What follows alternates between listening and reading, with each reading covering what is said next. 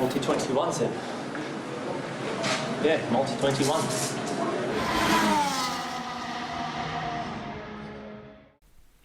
Bonjour à tous, bonjour à toutes, bonne année si vous n'avez pas écouté notre podcast F2, bienvenue sur Multi 21, nous sommes en 2022 mais nous faisons le bilan de la saison 2021 de Formule 1, saison qui s'est terminée très très tard et on a pris un peu de vacances, c'est pour ça qu'on le fait aussi tard, un peu de vacances et on est revenu plus fort que jamais puisque nous avons un nouveau membre, Thomas Fitzardo. Bonjour Thomas et bienvenue, c'est ta première sur le podcast. Ouais, c'est ma première. Bonjour à tous. Merci pour l'accueil. Et donc, je suis impatient de partager ça avec vous. Thomas qu'on connaît depuis longtemps parce qu'il sort de la même école que nous, du même forum. Donc, et son premier Exactement. article est déjà en ligne sur le forum, c'est Hamilton sur le départ, et bien place aux jeunes. Nous verrons ce qui se passe avec Lewis, on en reparlera bien évidemment. Mais tu n'es pas tout seul avec moi ce soir puisqu'il y a Clyde du Belmont. Salut Clyde. Salut à tous. Et Pierre Mesley. Salut Pierre. Salut à tous. Alors messieurs, on va faire dans cette première vidéo le bilan des écuries de fin de saison. En début de saison, on avait pronostiqué que les trois seraient Williams, Haas et Alfa Romeo. C'était pas le pari le plus risqué et ça a été le résultat final. Mais parlons un peu avant de ça du calendrier. Je vais te laisser Thomas commencer. On a eu un calendrier à peu près conforme à ce qu'on attendait en début de saison, à quelques modifications près. Qu'est-ce que tu as pensé de ce calendrier 2021 qui a quand même compté une double manche au Red Bull Ring durant la saison? Pour être honnête, hein, sur le calendrier 2021, effectivement, il y a la double manche. Sur un circuit que personnellement j'apprécie, l'Autriche, c'est toujours, enfin le Spielberg ou la Wenring en fonction des générations, c'est toujours un circuit que je trouve assez beau à voir, parce que c'est un circuit rapide, encore à l'ancienne, avec relativement peu d'asphalte, hein, quand même, bon, il y en a quand même beaucoup, mais il reste pas mal de gravier aussi, donc ça pénalise les erreurs et on l'a vu, hein, on a vu en particulier les attaques à l'extérieur de Leclerc sur Perez qui n'ont pas toujours payé par exemple. Donc ça c'était assez agréable à voir. Je pense qu'on peut regretter quand même de ne pas avoir vu Suzuka qui reste un des monuments de la F1 et Amen. même si c'est pas le circuit le plus spectaculaire, ça reste un circuit historique et le cadre est toujours magnifique. Et aussi le nouveau Melbourne qui était assez prometteur, surtout avec cette nouvelle section rapide. C'est dommage de ne pas l'avoir vu et j'espère qu'on pourra le voir en 2022. Malgré ça, je trouve le calendrier trop long. Un calendrier qui commence le 28 mars et qui finit le 12 décembre, c'est beaucoup trop long. 22 Grands Prix, c'est beaucoup trop. Ça fait beaucoup de triple header. Alors, ça satisfait beaucoup de fans, c'est sûr. On peut pas s'empêcher de penser que tout le staff, et en particulier les mécaniciens, on a vu, je pense, quelques articles tomber récemment sur des mécaniciens un petit peu en détresse. Malheureusement, ça ajoute beaucoup de stress sur ces mécaniciens. Donc je pense qu'il faut un petit peu lever le pied et en plus d'un point de vue purement sportif et événementiel, je trouve que ça dilue l'action sur la saison et chaque Grand Prix est un petit peu moins incontournable et donc fatalement chaque Grand Prix perd un petit peu de sa valeur. Et pour moi, c'est le plus gros défaut de cette saison 2021. Clyde, tu as acquiescé lorsqu'on a parlé de Suzuka. Qu'est-ce que tu as pensé de ce calendrier 2021 dans son ensemble? J'abonde tout à fait dans le sens de Thomas. On n'a pas eu certains circuits que j'adore. Je suis un grand fan de Suzuka devant l'éternel depuis ma tendre enfance. Et j'espère vraiment le voir cette année parce que ça me manque ces courbes rapides, etc. Et le nouveau Melbourne me titillait bien. Mais surtout, on reste quand même dans un calendrier qui est beaucoup trop long. On en a déjà parlé. On en reparlera probablement parce qu'il semble que on se redirige vers des saisons de la même teneur pour les prochaines années. Mais là, il va falloir commencer à faire des choix. Il va falloir commencer aussi à arrêter les bêtises des grands prix des villes comme Sao Paulo au Mexico qui n'ont pas d'histoire, mais ça on en a déjà parlé. L'intérêt, autant le Qatar ça a été quand même une bonne course, autant l'Arabie Saoudite c'est pas possible. Il y a d'autres grands prix comme ça qu'on aurait dû virer depuis un certain temps. Je pense qu'il va falloir commencer à penser à alterner certains circuits, c'est pas possible. Pierre, ton avis sur ce calendrier 2021? Alors, au risque de choquer, on est en train d'assister à l'étendue et un petit peu au massacre de la F1 orchestré par Liberty Media. C'est des Américains, ils fonctionnent comme des Américains, c'est-à-dire On peut prendre notamment, alors je suis pas assez calé en IndyCar, je sais pas combien il y a exactement de rendez-vous sur la saison. Il y en a très peu. 17. Il y en a, voilà, il y en a moins. Donc ça fait quand même, même si je suis pas très fort en maths, ça fait toujours moins que 22. Euh, Oui. mais j'aurais tendance à à vous rejoindre, c'est-à-dire moi Suzuka m'a manqué, Melbourne m'a manqué. Et je trouve que sur la fin avec Qatar, Arabie Saoudite, Abu Dhabi, je pense qu'il y aurait peut-être une alternance qui pourrait s'opérer sur cette région du monde où c'est quand même assez proche. J'étais très content du retour d'Istanbul. Euh, bon, on a une pandémie qui permet quand même le retour de certains circuits et non des moindres.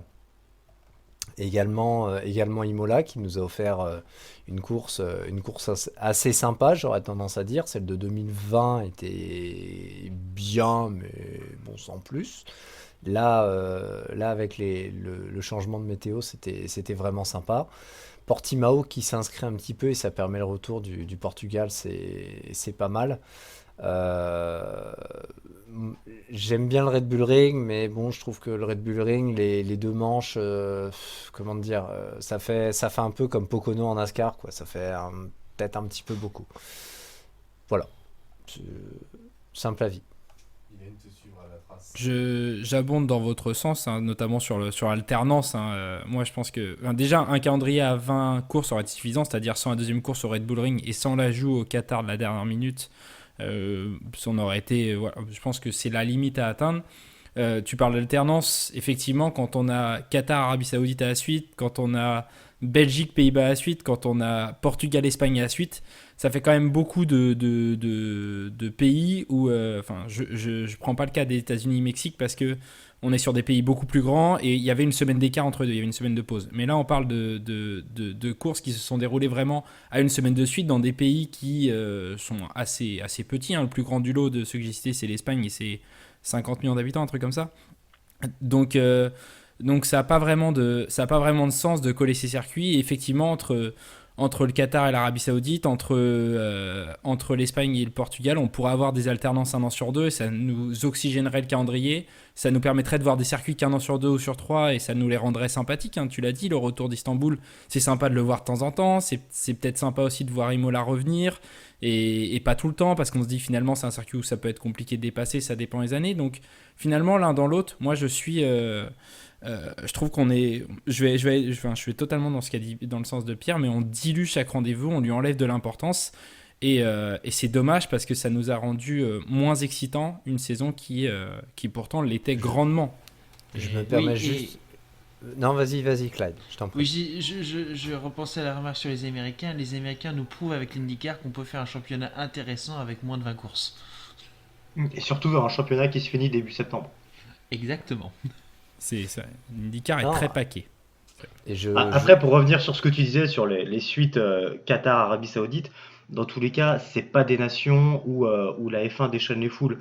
T'as pas beaucoup de spectateurs à chaque fois dans ces courses, donc ça change pas énormément la donne. Et là, on voit l'attrait financier que peut avoir la F1 à faire ces courses-là. Après, si on se rappelle, hein, sur la Belgique et les Pays-Bas, ça avait pas mal râlé que les deux soient l'une à la Mm. suite de l'autre, puisque au final, tu avais beaucoup de fans de Verstappen, donc de Néerlandais, qui étaient déjà à Spa. Alors, il s'est passé ce qui s'est passé à Spa, mais on voyait beaucoup de tribunes oranges, et du coup, les organisateurs avaient un petit peu peur que les courses soient pas remplies, encore plus dans cette période de Covid, où chaque place compte énormément. Donc là, bien sûr. effectivement, ça pose un vrai problème, et les organisateurs l'avaient soulevé, ouais. Pierre, tu voulais Je, rajouter? je me permets juste de rajouter ça va faire maintenant quasiment 8 ans qu'on nous vend une Formule 1 plus écologique, une F1 beaucoup plus verte.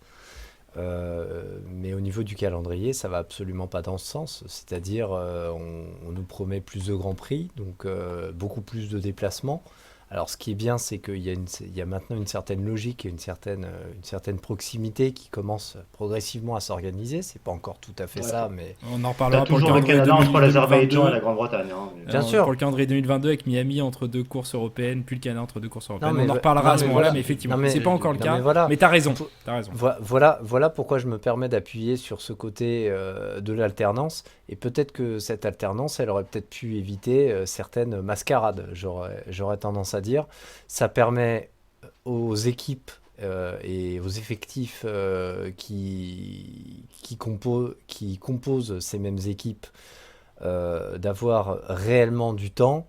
Parce que là, on a quand même bien vu que c'est une certaine fébrilité, une certaine nervosité, une très grosse fatigue. Je pense que là, on est arrivé quasiment au niveau de la limite, non pas technologique, mais vraiment humaine. Tout à fait. Si on se penche sur la saison en soi, on a beaucoup parlé de cette saison-là par rapport au duel Verstappen-Hamilton qui a été très haletant. On est allé jusqu'à la dernière course. C'était la deuxième fois seulement dans l'histoire que des pilotes étaient à égalité avant la dernière course. On en a parlé bien évidemment après le Grand Prix d'Arabie Saoudite. Et c'est une saison que certains érigent désormais comme plus grande saison de l'histoire. Alors après, ça dépend des arguments de chacun, ça dépend de la vision de chacun, En on a le longueur, droit de le oui. dire. Mais en longueur, effectivement.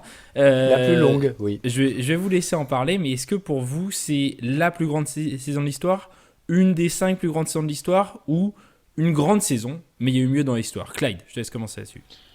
Ah, ça fait partie, je pense, enfin, il faut le temps aussi qu'on Qu'on digère, absolument. qu'on digère, c'est ça, que les années passent pour qu'on s'en souvienne, hein. Mais il y a des saisons dont on disait qu'elles étaient 2012, grandes, ça fait mais partie voilà. d'une des saisons de référence pour moi encore, mais j'ai pris le temps de le digérer. Bon, surtout que les saisons d'après étaient moins folichonnes. Donc je pense que ça fera partie d'une des plus grandes saisons de l'histoire, mais c'est vrai que par contre on a une petite amertume face au final, face à la controverse, et ça on en parlera toujours malheureusement. Mais c'est quand même une lutte à haut niveau qu'on a eu entre deux pilotes ou entre deux écuries qui ont tout donné. On a eu aussi des surprises dans cette saison. Ce n'est pas seulement Mercedes et Red Bull, même si ça l'a été longtemps au cours de l'année. Et vraiment un suspense. Il suffisait qu'un pilote prenne le pas sur l'autre pour qu'ensuite l'autre revenait. On a l'impression que c'est plié et puis l'autre arrive quand même à revenir. Il y a plusieurs fois dans la saison où je me suis dit que Verstappen, c'est bon, il va dérouler jusqu'à la fin de la saison. Et ben non. Hamilton a réussi à revenir, bon, bien aidé par les progrès de Mercedes. Donc, rien que pour ça, ça va être quand même, je pense, une saison mémorable. Après, est-ce que ça va être une des 5 meilleures saisons? Je sais pas encore. Je sais même pas quel est mon classement des 5 meilleures saisons, justement. Donc, à voir, mais je pense C'est que des classements on va très s'en rappeler subjectifs, longtemps, hein. C'est des classements très subjectifs. Thomas, sur cette saison 2021. C'était effectivement une très bonne saison. Et je pense que la F1 y a beaucoup gagné. Je pense que la F1 a déjà eu beaucoup de nouveaux fans avec les suites de Drive to Survive qui, je pense, ont vraiment déchaîné les foules. Et quand on regarde un peu sur Twitter, la F1 devient ou redevient un peu mainstream. Et on en parle assez facilement. Et donc ça a été...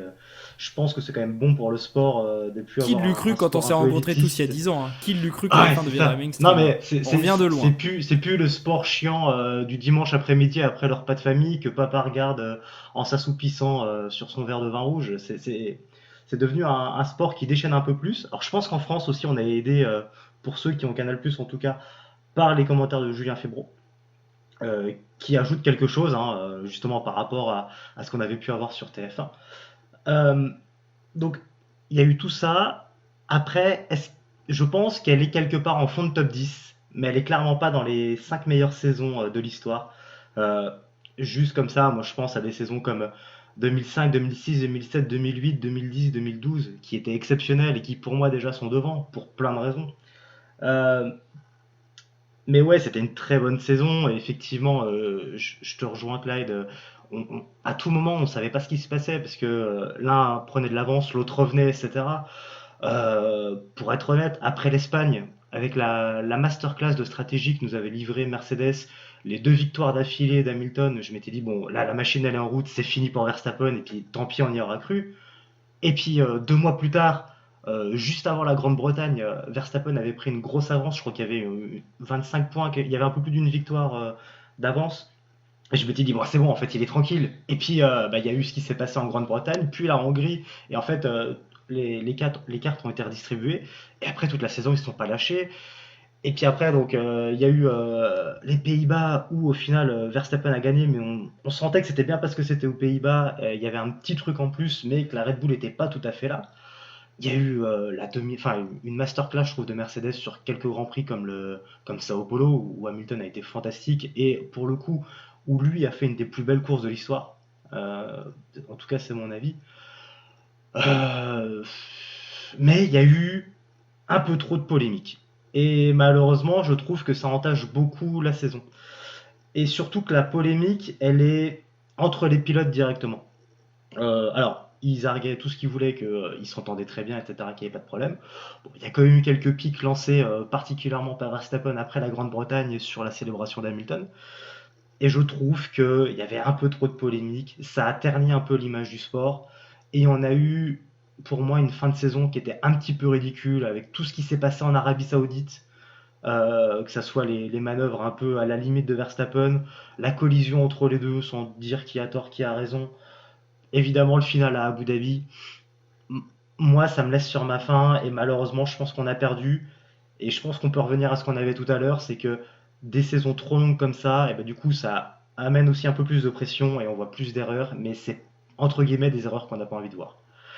Après, je pense que la saison, en fait, elle est à l'image de ce qu'on a vu au premier Grand Prix à Bahreïn, c'est-à-dire qu'on avait deux pilotes extraordinaires qui étaient largement devant tout le monde et largement devant leurs coéquipiers principalement, qui se battaient pour le moindre centimètre de piste.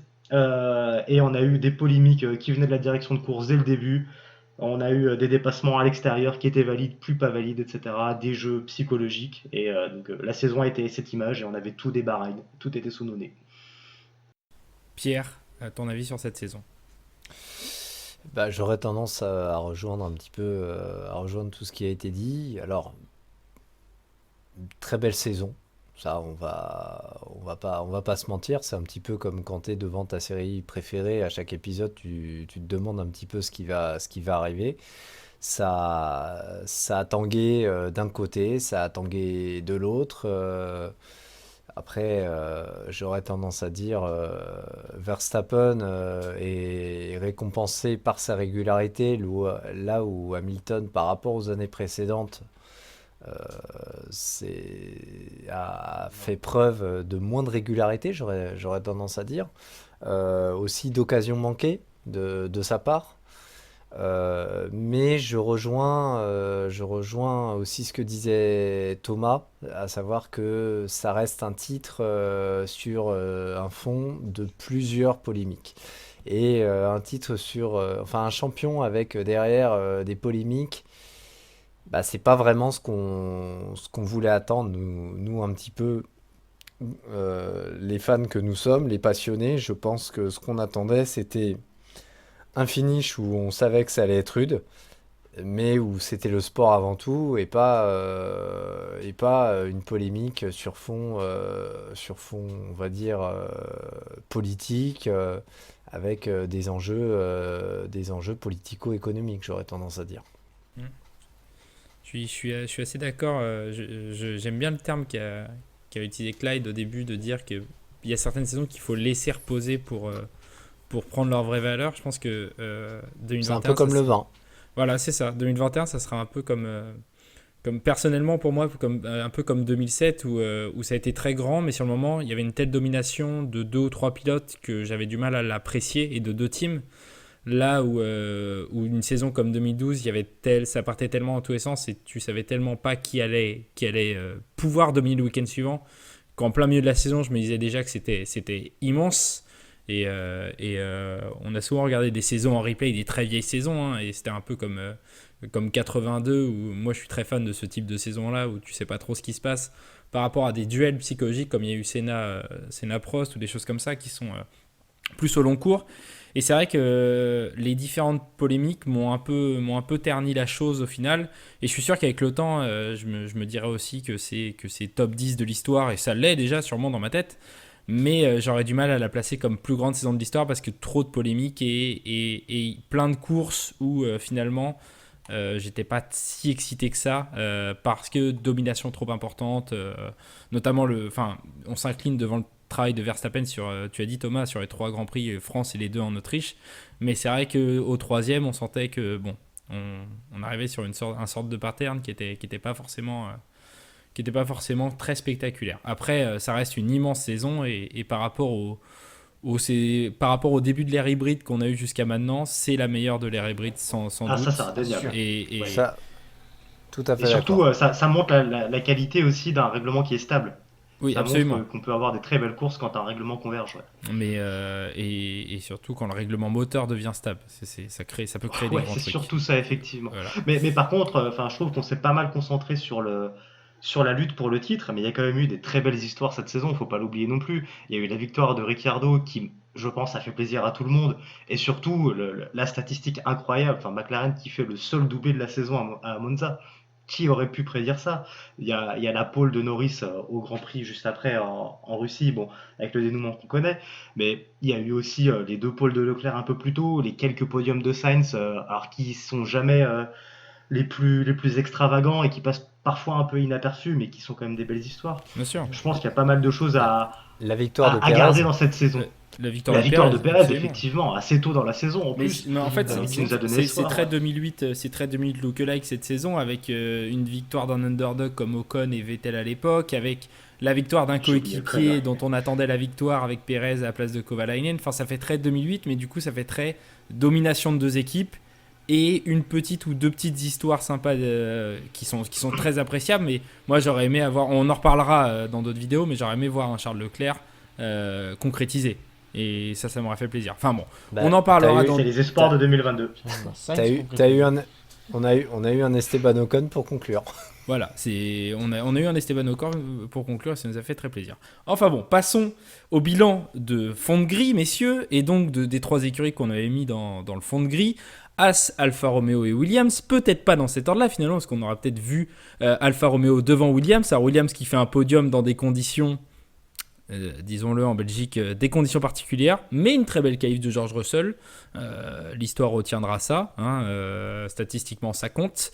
On va commencer par Haas, si vous voulez bien. Les Américains qui terminent dernier, qui sont la seule écurie à marquer 0 points.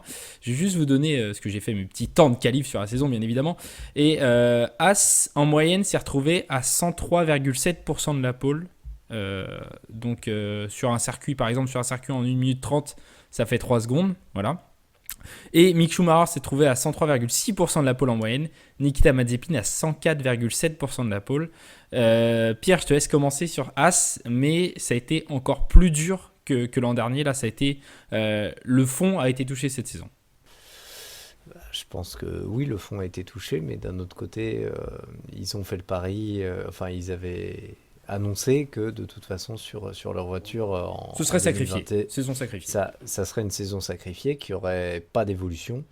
Donc mine de rien, c'était assez sympa de voir sur les derniers Grands Prix, de voir qu'ils pouvaient quand même suivre un petit peu soit une Alpha, soit une Williams. Donc ça se battait souvent pour la dernière place, mais on a vu quand même quelques petites choses intéressantes. Alors, le résultat était, je pense, un peu couru d'avance, à savoir entre un Schumacher et un Mazepin. Bon, je pense que l'Allemand avait un petit avantage. Mine de rien, il a quand même, saison sacrifiée pour As, mais avec un bilan financier où les dégâts leur ont coûté très cher, quoi. Donc, est-ce qu'ils peuvent rebondir sur 2022? Est-ce qu'ils ont envie de rebondir en 2022? Est-ce qu'on est sur une équipe qui vit peut-être sa dernière saison, j'en sais rien, ou justement, où la nouvelle réglementation peut permettre de donner un nouvel élan et peut-être les revoir comme en 2016 ou en 2017 peut-être. Et tu parles des dégâts. As, c'est l'écurie qui a dépensé le plus d'argent en estimation de dégâts, quasiment plus de 7,7 millions de dollars, dont 4,9 millions de dollars pour le seul Mick Schumacher qui a été plus rapide que son coéquipier, mais qui a beaucoup cassé. Clyde, je te laisse en parler, puisque c'est quand même un jeune pilote Ferrari dans une voiture à moteur Ferrari, quand même. Non, mais Schumacher, clairement, il a plus cassé parce qu'il était plus rapide. Non, sans déconner, bon, c'est sûr que le souci de Haas, ils avaient annoncé à couleur, c'était une saison de transition. On apprend le métier aux deux jeunes pilotes et on se prépare pour 2022. Après, Pierre, tu l'as assez bien souligné, je pense, il faut se poser la motivation de Gene Haas. D'autant plus que il semble que le père de Mazepin a l'intention de peser dans la vie de l'équipe, hein. On l'a entendu proposer pas mal de choses par rapport aux ingénieurs ou aux mécaniciens qui partaient. Je sens qu'il va essayer de prendre de plus en plus de place dans l'équipe, à l'instar d'un Stroll chez Williams et ensuite chez Force India. Euh, Sur les pilotes, bon, Schumacher clairement plus rapide. Je l'ai trouvé qu'il s'adaptait mieux que ce qu'il faisait en F2. Je suis toujours dubitatif sur son niveau. Je sais pas, mais en tout cas, il a semblé quand même plutôt progresser, plutôt bien travailler. Mazepin, au départ, j'étais très très très contre, on va dire. Puis finalement, il a quand même pas lâché. On l'a senti pas bien. Mais sur la fin, il commençait à se rapprocher de Schumacher, c'était en tout cas en course plus qu'en qualif. Donc à voir l'année prochaine. Là où je suis assez étonné, c'est Steiner. Steiner qu'on a connu hyper pugnace, enfin, hyper loquace contre ou au sujet de ses pilotes avec Grosjean et Magnussen, autant là cette année on l'entend plus du tout, c'est oui oui merci, je me demande ce que ça va être dans Drive to Survive, hein. Rendez-nous Steiner. Où est-il? Est-ce que c'est pas le côté des rookies où il s'est dit, bon, de toute façon, c'est une saison jetée, ça sert à rien de s'énerver parce qu'ils sont derrière, ils resteront derrière. Ouais, C'est mais peut-être quand ça qui même, joue. quand Mazepin n'arrête pas de faire des têtes à queue en début de saison, que Schumacher se prend son coéquipier, au bout d'un moment, tu peux dire quelque chose. Je l'ai trouvé hyper calme, hein. Ils l'ont mis au Xanax. Ah, c'est vrai qu'on À l'a la moins vu Ritaline. pour l'instant. Pour l'instant, C'est ça. on l'a moins vu, mais attendons Drive to Survive. Ouais, Peut-être c'est que ça. dans les Mais coulisses, j'attends il de voir fut- l'année prochaine pour voir si ça va changer, s'il y a un peu plus d'enjeux, on va dire. Hmm.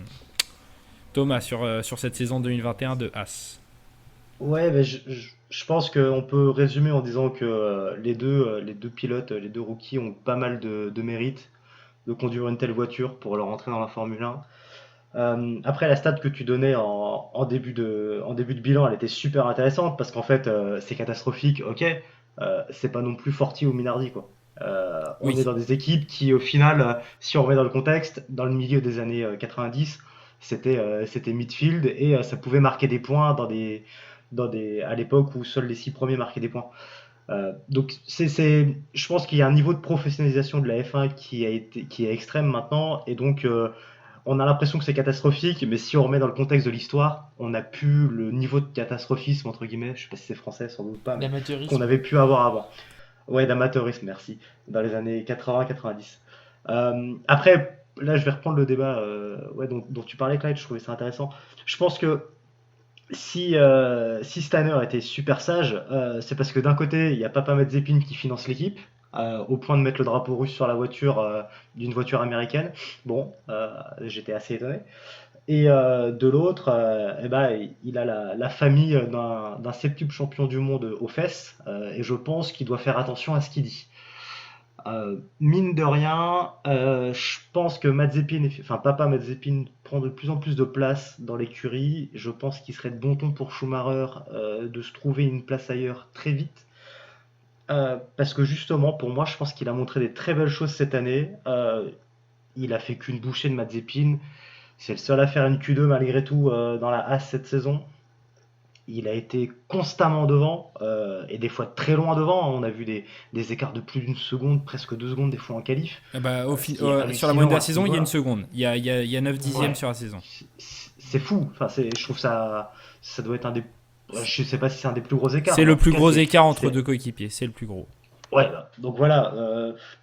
Et Mazepin, on a beau dire ce qu'il veut, c'est un pilote que je ne porte pas du tout dans mon cœur, surtout vu ce qui s'est passé dans l'intersaison. qu'on semble avoir oublié, mais c'est un autre débat.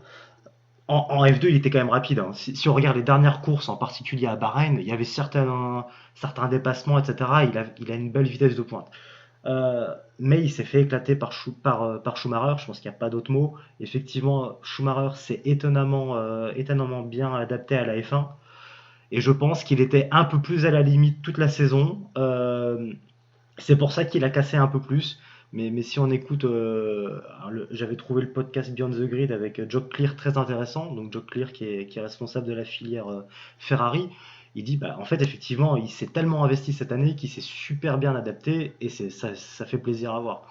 Donc moi, je reste sur cette note positive pour Schumacher et pour Haas, j'y crois pas trop, même pour 2022. Ça fait partie des deux équipes qui n'avaient pas utilisé de jetons cette année.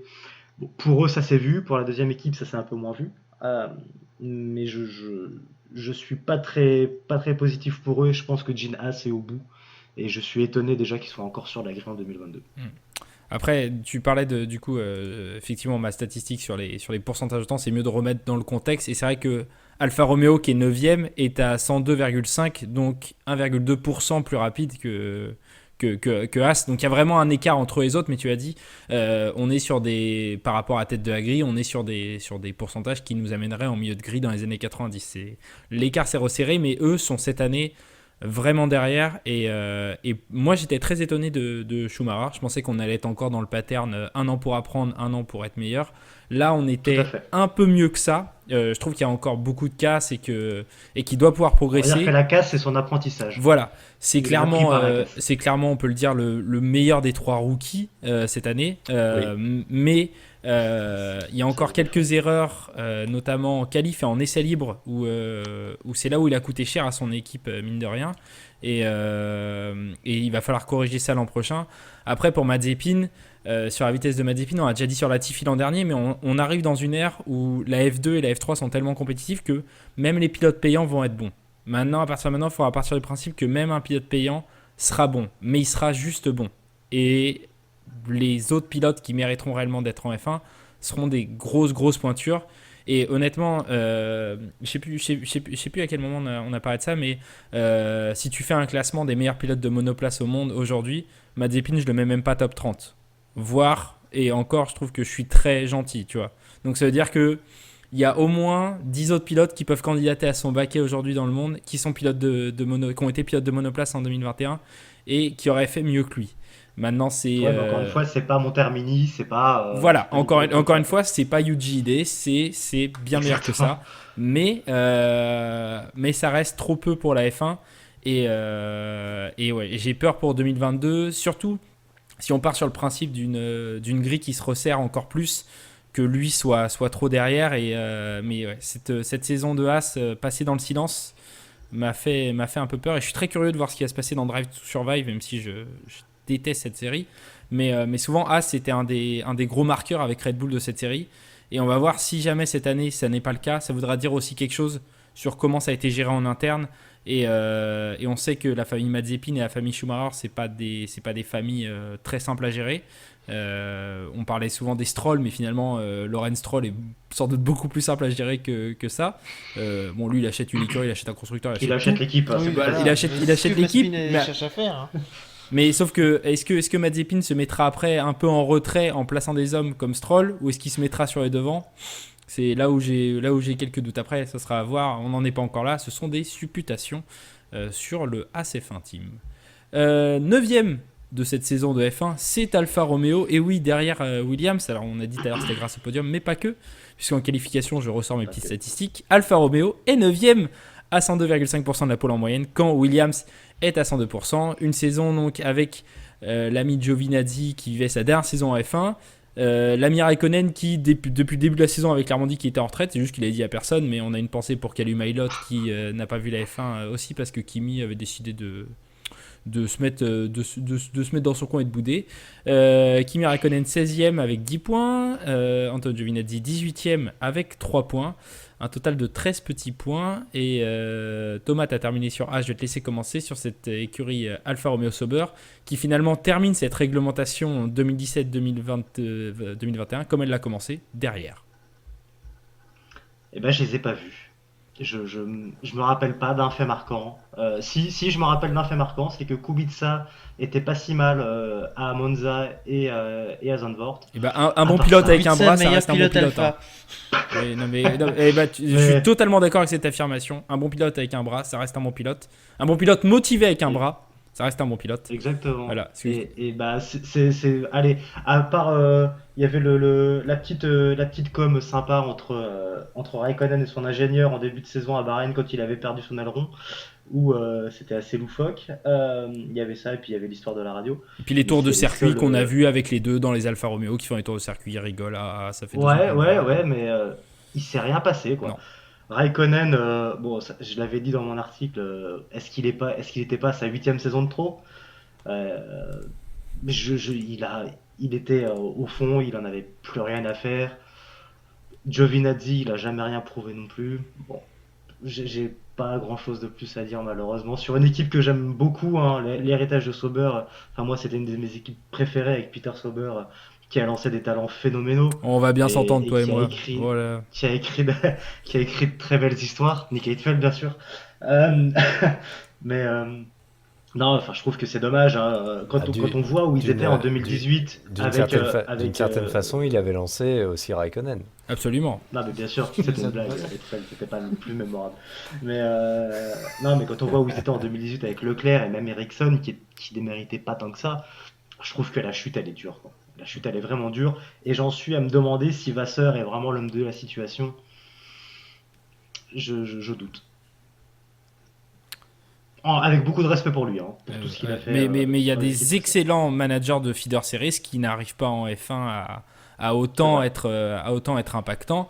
Moi, ça me fait un peu, je fais toujours le parallèle, mais entre la NCAA, la NFL et puis les feeder series et la F1, c'est un peu la même chose. C'est que d'un côté, tu es dans des teams très établis et de l'autre côté, tu es plus enfin, la F1 comme la NFL, c'est le top du top et du coup, tu es dans un grand chambardement permanent où tout change chaque année et c'est beaucoup plus dur que lorsque tu es en feeder series et que tu es patron chez Hart, Dams ou Prema où tu sais que tous les ans depuis 15 ans, c'est toi qui vas gagner et personne d'autre. Et c'est pas le même métier. C'est pas le même métier. Et transvaser de l'un à l'autre, c'est toujours particulier. Faut jamais l'oublier.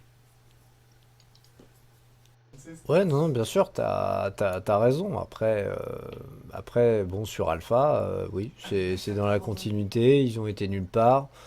Euh, de belles prestations parfois de Giovinazzi en qualif, mais il a jamais vraiment conclu en course. C'était un peu dommage. Bon, il a peut-être fait sa meilleure saison, Giovinazzi, quand même. Bah, moi, j'aurais tendance à dire face à un Raikkonen démotivé, voilà, on va dire les choses telles qu'elles sont. Euh, Bah, je trouve qu'il n'a pas démérité, mais il était déjà un petit peu sur la sellette l'année dernière, et là c'était l'année où il devait vraiment, comment dire, exploser d'une certaine façon, ou tout du moins que son talent explose, et ça s'est pas fait quoi.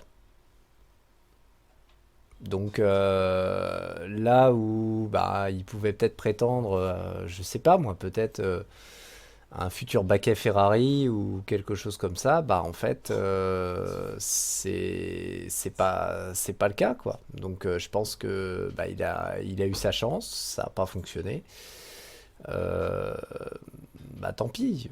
Tu prends un titre de comparaison, tu prends un Russell chez Williams, et la comparaison, malheureusement, elle fait mal. Alors, je sais pas où est le problème. Est-ce que c'est la base qui est pas bonne? Est-ce que ils ont galéré avec le châssis? Est-ce qu'ils ont galéré plus avec les pneus? Je sais pas. Je sais pas. Ce qu'il faut savoir, c'est depuis qu'il y a ces histoires notamment d'ailerons. Il y a deux conceptions d'ailerons. Vous savez, il y a les ailerons un petit peu inversés, enfin inversés et ouverts, et les autres un petit peu plus traditionnels. Alpha fait partie de ceux qui sont restés dans ce schéma-là, et est-ce que c'était pertinent de continuer, sachant que beaucoup qui étaient partis sur ce concept, qui était lancé, je crois, par Ferrari, il y Par en a Alpha. beaucoup qu'on... Oui, bah, ouais. c'était le Bah, moteur 2019, ouais, tout à fait. Bah, il y en a beaucoup qui ont fait marche arrière et qui sont revenus sur quelque chose d'un petit peu plus classique. Donc je sais pas. Après, on sait qu'il y a eu quelques changements au niveau technique. Il y avait Simone Resta, il me semble, jusqu'en 2019, je crois, 2018-2019. Depuis, c'est peut-être de très très bons aérodynamiciens, de très bons designers, mais je sais pas. Est-ce qu'il y a besoin de changer un peu l'équipe technique? C'est pas à moi de répondre. Après, il ne faut pas oublier que là, les deux dernières écuries, c'est deux écuries motorisées par Ferrari, et depuis fin 2019, le moteur Ferrari est quand même pas terrible. C'est pas le Je meilleur pense qu'on peut atout. se le dire. C'est Donc pas. ça les aide pas non plus, hein, par On rapport est à d'accord. On est Williams qui a d'accord. quand même bénéficié du meilleur moteur. Bon, où on peut un Absolument. peu mieux jauger la progression. Et sur ce que tu disais sur Giovinazzi, je pense que le fait que pour 2021 et 2022, Ferrari ait signé Sainz, soit allé chercher Sainz ailleurs plutôt que signer Giovinazzi, je pense que ça en dit long quand même. Clyde Ouais, tout à fait. sur Alfa Romeo. Oui, bah, je pense que bon, il y a plusieurs choses sur Alfa Romeo. Je pense que Vasseur n'a pas forcément beaucoup d'impact sur la situation actuelle. Il fait ce qu'il peut avec ce qu'il a. Et avec ce qu'il a, c'est une écurie Sauber qui, je pense, est en train de se faire lâcher tout doucement par Ferrari, qui clairement privilégie plutôt As pour ses jeunes pilotes, hein. C'est quand même Schumacher Mais est-ce que qui... c'est pas l'inverse? Comment ça? Parce que quand tu prends les déclarations de Vasseur, j'ai l'impression que c'est plutôt lui qui veut ne pas être l'équipe numéro 2 de Ferrari que l'inverse. Oui, oui et non. Quand même, Vasseur, quand il était arrivé, une des premières choses qu'il a faites, c'était de déchirer le contrat C'est que vrai, Kattenbird avait signé avec c'est vrai. Honda pour se remettre avec Ferrari. Donc, je pense qu'il y a le plan, c'était de se rapprocher de garder le partenariat privilégié qu'il y avait avec Ferrari dans les années 2000, jusqu'à changer le nom de l'équipe pour avoir une équipe du même groupe, une marque du même groupe. Mais il sent que Ferrari est pas chaud et du coup il cherche aussi des solutions de remplacement. Mais il y a eu plusieurs rumeurs de désengagement d'Alfa Romeo. On sait toujours pas très bien jusqu'à quand ils vont rester. On est sur une instabilité depuis plusieurs années qui fait pas du bien à l'équipe. Et là pour le coup, pour les pilotes, on a de la stabilité, mais pas forcément de la bonne stabilité. Avec d'un côté, quand je dis Kubica meilleur pilote Alfa Romeo en 2021, je suis pas loin de dire de dire ma pensée quoi. Ah, Il a fait deux je grands suis assez prix d'accord, hein. en n'ayant pas piloté depuis un an, et il était très très proche de celui qui De remplaçait Giovinazzi. et Mais de oui. Giovinazzi. Alors Giovinazzi, il a fait effectivement quelques bonnes qualifs, mais en course, il s'est à chaque fois effondré ou accidenté.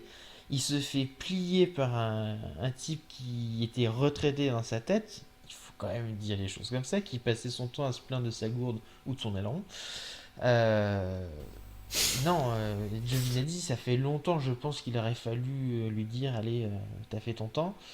Je pense qu'il aurait fallu aussi chercher un remplaçant à Raikkonen depuis un certain temps, mais Vasseur attendait aussi qu'un top pilote entre guillemets se libère. Il a eu Bottas, on va voir ce que ça va donner. Euh,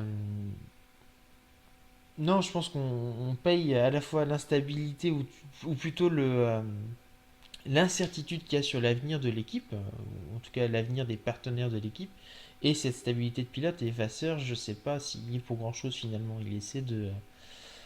En coulisses, je pense qu'il doit beaucoup. Enfin, on parlait même d'un changement de moteur pour aller vers Renault, hein. Donc je Bah, pense qu'il cherche moi, à. j'allais l'évoquer, mais pour moi, Renault, c'est un peu la solution Il pour eux. va Ça sera un falloir, peu ouais. la solution. Parce que en fait, de toutes les écuries de la grille, pour moi, c'est celle qui était dans la pire situation cette année, pire que As. Parce qu'ils ont fait une saison avec aucun pilote qui n'était porteur d'un projet. Là où toutes les autres écuries avaient au moins un pilote qui est porteur de leur avenir, qui était porteur d'une motivation. Exactement. Antonio Giovinazzi, ça fait 3 ans qu'il est là à temps plein.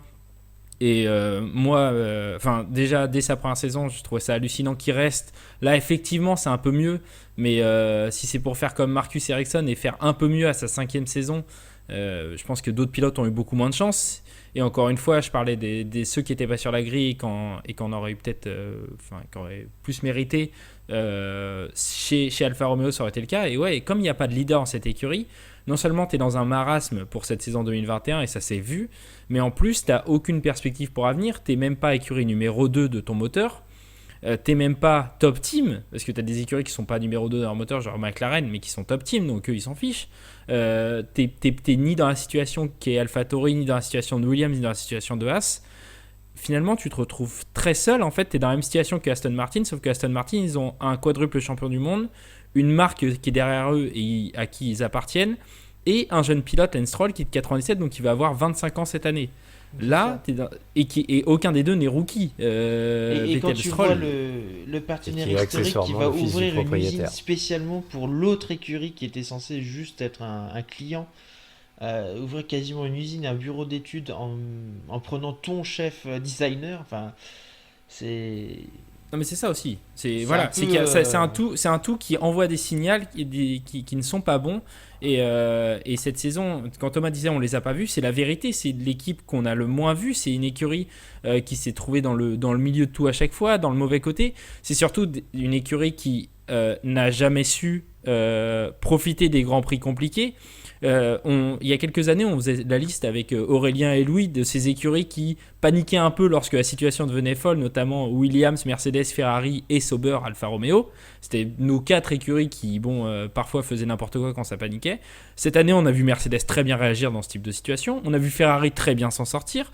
Et les seuls qu'on a vu être toujours à gauche quand il fallait aller à droite et inversement, finalement, c'est Alfa Romeo qui est la seule écurie qui n'a pas progressé tactiquement cette saison. Et c'est très embêtant ça aussi pour l'année prochaine.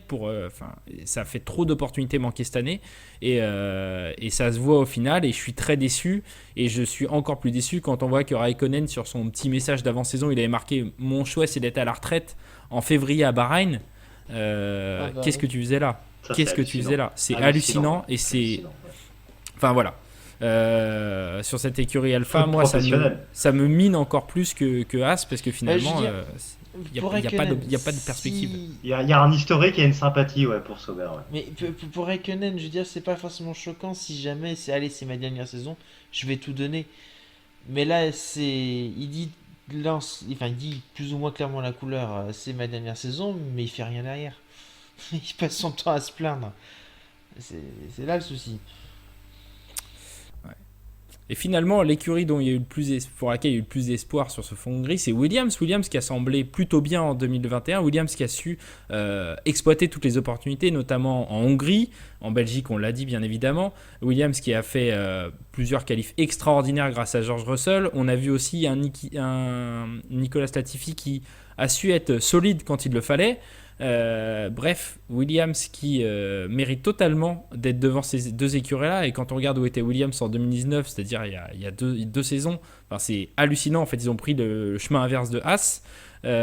Pierre, sur cette saison 2021 de Williams et sur, on va le dire, la saison 2021 de George Russell, qui mérite complètement le baquet Mercedes après sa saison.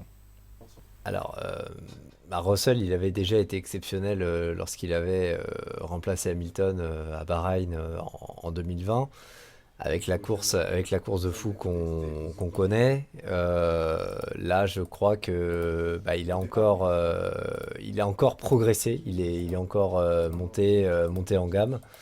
Et il a fait un travail tout simplement exceptionnel. Voilà, il a porté cette équipe Williams un peu à bout de bras, même si l'écurie a progressé avec notamment de belles choses en qualification, un travail assez solide, on va dire, de Latifi. Il n'est pas de la trempe d'un Russell, mais il a quand même contribué, il a quand même apporté également quand il fallait, j'aurais tendance à dire. Je retiens notamment le Grand Prix de Hongrie. Et on a eu une saison avec Williams où il commence à sortir un petit peu du tunnel après, on va dire, 2 saisons très compliquées et catastrophiques.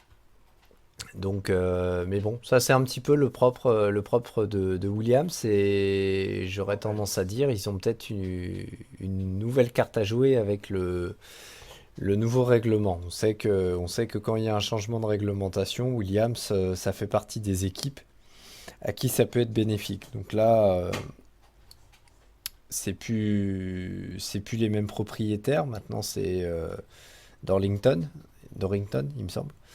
Euh, Darlington, ouais. donc, à voir, à voir. Mais ils perdent gros là avec Russell. Ils ont un solide partenariat avec Mercedes. On l'a dit à plusieurs reprises, enfin, meilleur moteur du plateau.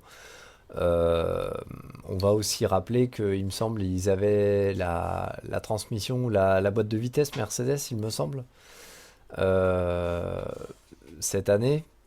Donc voilà, pas mal de petites choses qui au final leur ont peut-être permis de progresser dans le bon sens. On retiendra la polémique du Grand Prix de Belgique, mais pour moi, c'est quasiment l'une des plus belles courses de Russell. C'est-à-dire, il est sorti du bois quand fallait sortir du bois et bah, il a un peu montré l'étendue de son talent ce jour-là. Voilà. Donc, et même les jours où, enfin même pendant les courses où au niveau de la Williams, c'était compliqué. Il essayait à chaque fois de tirer le meilleur de la quintessence de son matériel et ça c'est la marque des grands. Et un George Russell en plus qu'on a vu extrêmement collectif en Hongrie et c'est à mettre tout à Tout à son fait. honneur et c'est là où on l'a vu en véritable capitaine d'équipe de cette écurie Williams. Clyde C'est sur, pour. sur Williams en 2021. Bah, on a remis Williams sur la carte, tout simplement, et c'est pas seulement Russell qui a mis le nom de Williams en avant, c'est pas Latifi non plus, c'est tout un ensemble. Et je trouve ça assez beau finalement on ait une saison un petit peu de renaissance l'année où le fondateur s'en va. Déjà la première année complète sous une autre gouvernance, mais aussi Tu as raison de le l'année rappeler. où Frank Williams s'en est allé. Je pense qu'on peut tous lui rendre hommage. Il laisse un héritage qui va perdurer. C'est pas souvent les écuries qui survivent à leur fondateur. Même Sauber finalement a changé de nom entre guillemets. On a McLaren qui continue, Ferrari. Et ben Williams, j'avais peur parce que c'était un mythe certes, mais pour moi des trois écuries historiques, ça me semblait être le mythe le plus fragile parce que justement encore trop lié à la famille d'origine. Et ben je pense que là on est parti sur de bons rails, on a de bons projets, on avait un top pilote qu'il va falloir laisser partir parce qu'il faut laisser Russell partir. Mais on a un recrutement qui est pas si inintéressant que ça en attendant peut-être bah, d'aller mieux quoi.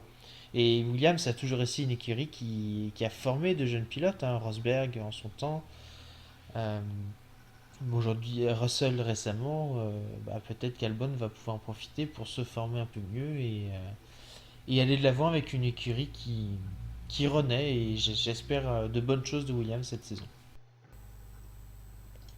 Thomas sur cette saison 2021 de Williams. Et bah 100% d'accord avec Clyde et avec Pierre, une saison qui fait du bien. Ouais, j'aime bien ton expression Clyde, on a remis Williams sur la carte. Euh, on voit, euh, on voit un peu la fin de la spirale infernale et puis le bout du tunnel.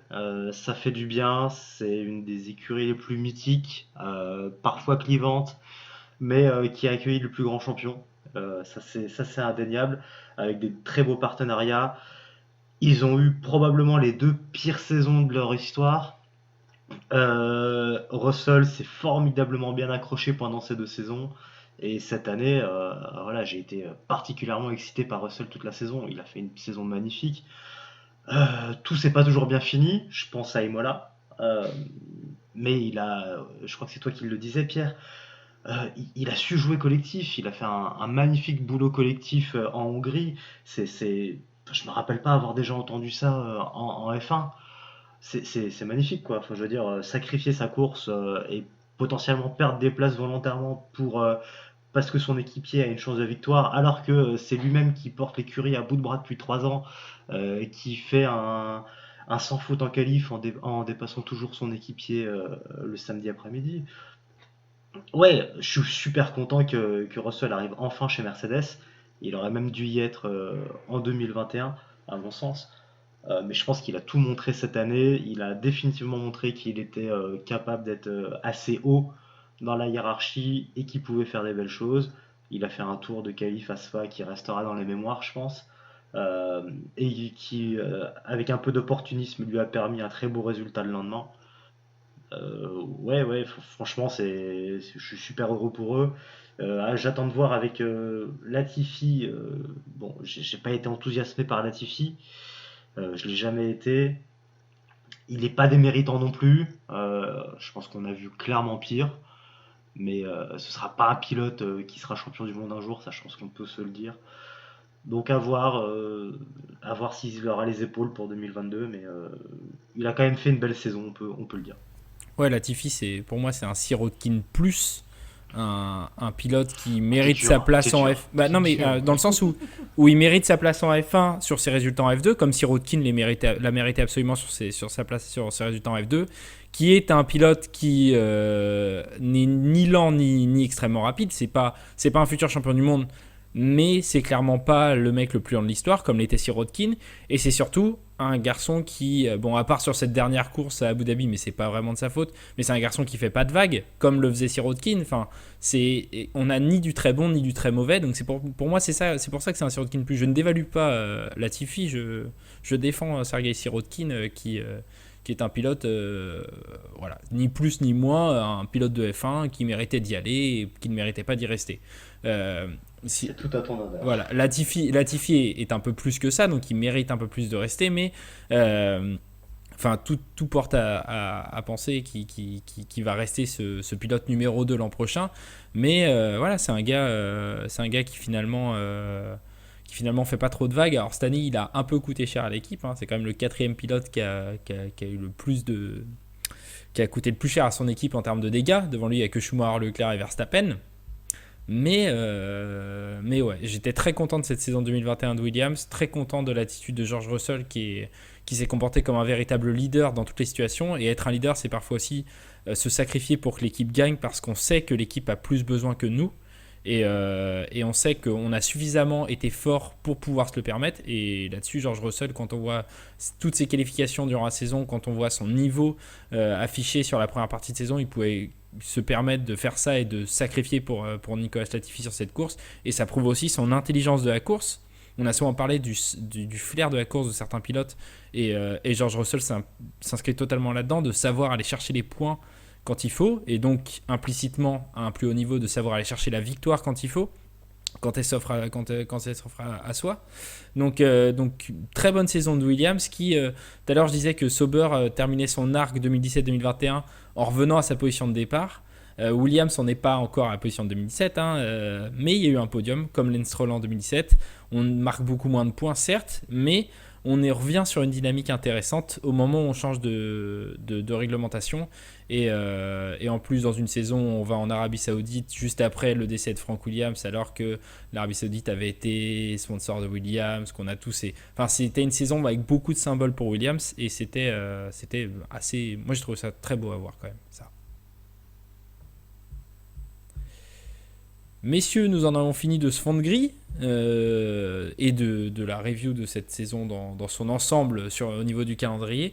Je vous remercie pour vos analyses sur ces 3 écuries de fond de grille. Merci à vous. Rien, c'était avec plaisir. Avec grand plaisir. Avec plaisir. Et on se retrouve très bientôt pour une prochaine vidéo de Mutant T1. Salut! Salut! Salut!